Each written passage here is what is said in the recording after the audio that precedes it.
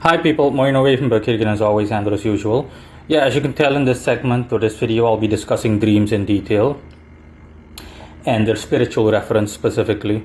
Now, when you have a dream in general, you'll be able to tell whether it has an actual meaning or it just has, it just has plain meaning, or if it's just something dismissible, something that was just essentially a fantasy or just your subconscious playing tricks on you, etc.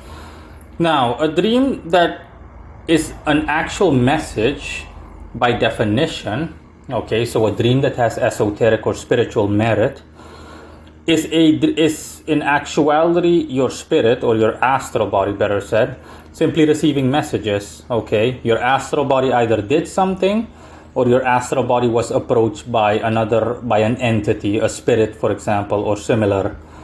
Or your astral body is essentially receiving or conveying to you through dreams what is going on in relation to an event or a situation that you might or might not have any relevance to.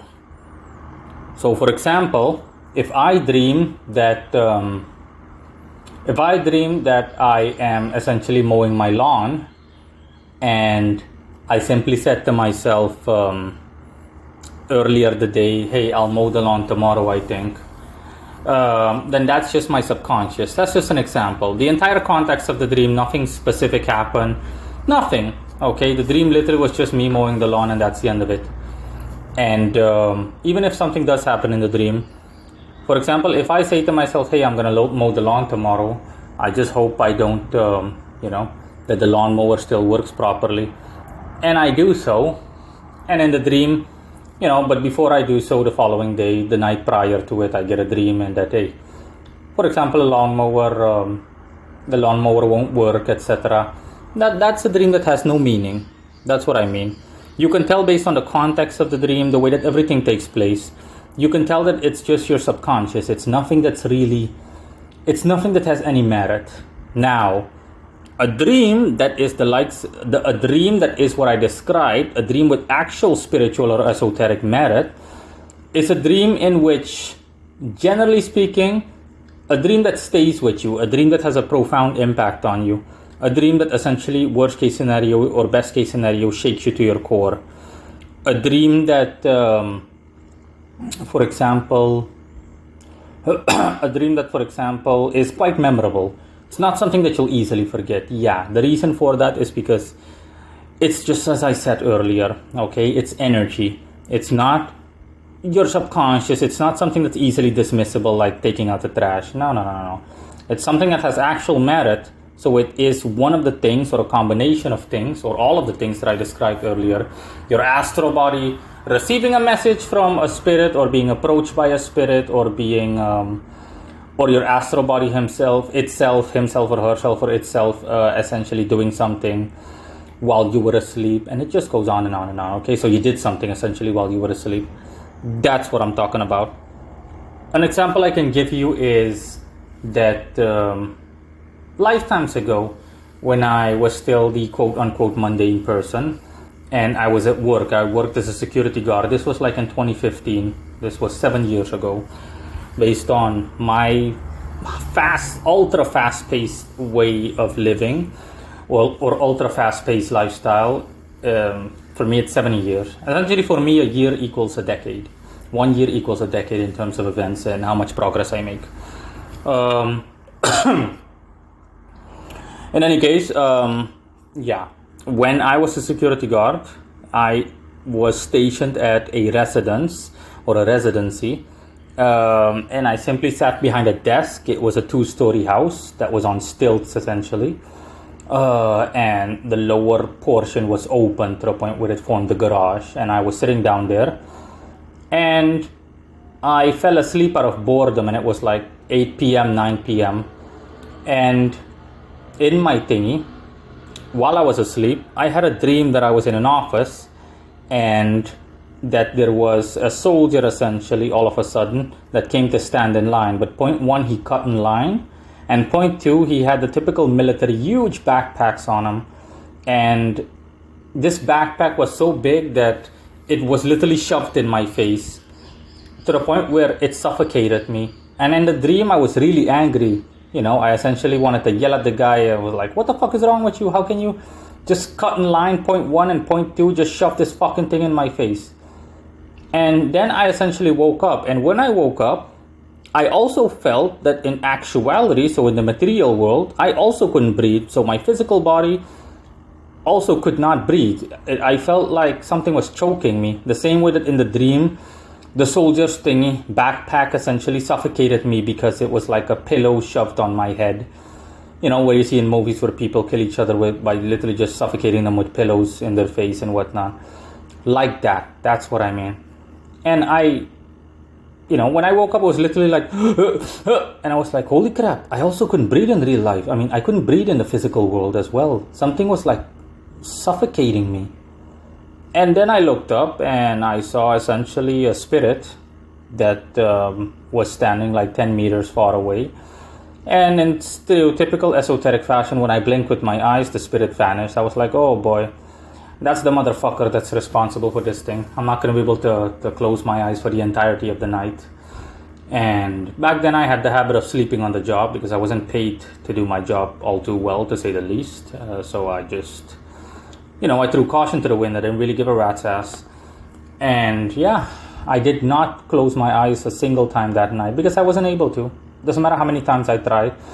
That stupid spirit kept harassing me. But my point is, you can see the difference. That's a dream that actually meant something. So that dream essentially was the spirit choking me in reality. But my astral body signaled that to me in a translationable or a convertible fashion. My astral body essentially converted it to me in a symbolic fashion to indicate that, hey, you're choking, you can't breathe. That's what I'm talking about. Don't bother too much with the small details, as in, hey, why was the guy a soldier? Why was this? Why was that? No, that all depends on a bunch of miscellaneous factors that are impractical to analyze in detail, really impractical. And it just goes on. Another example I can give you is that I had a dream about a customer of mine, essentially. And in that dream, I was standing with a customer, for example, at a dinner table. And this customer is someone for whom I created an egregore. And him and his family, I was sitting with him and his entire family, more or less, at a dinner table. And then all of a sudden you had two huge snakes. We're talking about anacondas, like huge bitches of snakes, like 20-meter long snakes. And one represented my egregore, the other one represented another spirit that was hostile towards my client and his family. And my snake, quote unquote snake, was slightly bigger than his. Okay, and I saw those two talk to each other. So the two snakes were talking to one another, and the essentially the snake that you would label the enemy, the hostile one, essentially said, this guy and his family are fair game, blah blah blah. I'm allowed to hurt them. And essentially the snake that was my egregore simply said, no, that's not happening. They fall under my protection, so no. And I woke up, and yeah. After I think a short while, I simply told my customer, and I told him, hey, listen, just a heads up, okay? I had a dream, and that's what it means. That's exactly what I'm getting at. See, that's another example. That is not quote unquote coincidence or my subconscious. Nah, this was the real deal. This is essentially my astral body signaling to me what time it is in relation to, it's like a status update, an astral status update.